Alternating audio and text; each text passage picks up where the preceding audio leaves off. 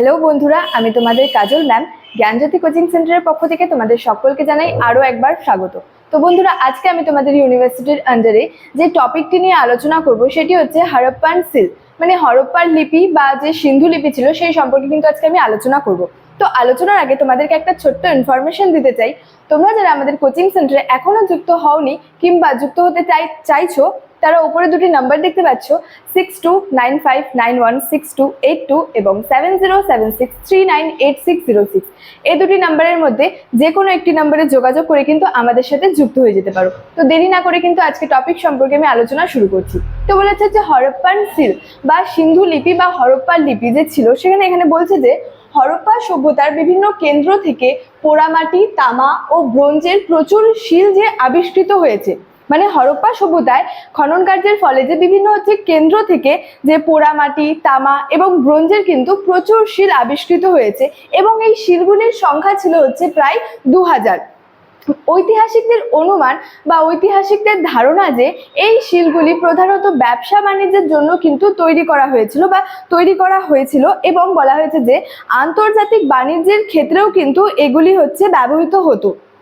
কারণ বলা হয়েছে সুসা ও যে মেসোপটেমিয়ার নগরগুলিতেও কিন্তু এই হরপ্পার শিলগুলি আবিষ্কৃত হয়েছিল।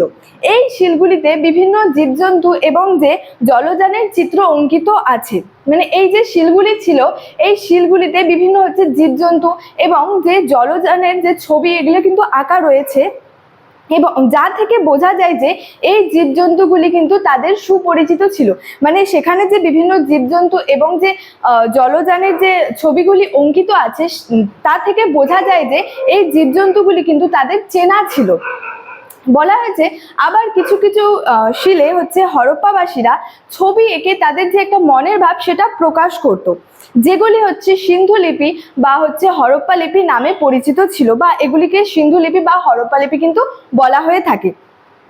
এই লিপিগুলি কিন্তু চিত্রলিপি ছিল, এগুলি কিন্তু বর্ণলিপি ছিল না। কারণ যে চিত্রলিপির স্তর অতিক্রম করা কিন্তু যে সিন্ধু লিপির পক্ষে কিন্তু সম্ভব হয়নি। এই লিপিগুলি কিন্তু এখনো পাঠোদ্ধার হয়নি।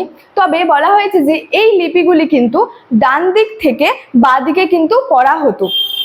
শেষে বলা হয়েছে যে এই লিপিগুলি পাঠোদ্ধার হলে কিন্তু আমরা হরপ্পা সভ্যতা সম্পর্কে অনেক অজানা তথ্য কিন্তু জানতে পারি। মানে এই লিপিগুলি যদি পাঠোদ্ধার হতো বা হলে আমরা যে হরপ্পা সভ্যতার কিন্তু অনেক অজানা তথ্য সম্পর্কে কিন্তু জানতে পারবো। তো স্টুডেন্ট, এই ছিল আজকে আমার হরপ্পান সিল সম্পর্কে আলোচনার বিষয়। ভিডিওটি তোমাদের কেমন লাগলো অবশ্যই আমাকে জানিও এবং ভিডিওটি তোমাদের বন্ধুদের সঙ্গে শেয়ার করতে কিন্তু ভুলবে না। দেখা হচ্ছে তোমাদের সঙ্গে পরবর্তী ভিডিওতে। ততক্ষণের জন্য ভালো থেকো, সুস্থ থেকো। Thank you so much. Thanks for watching.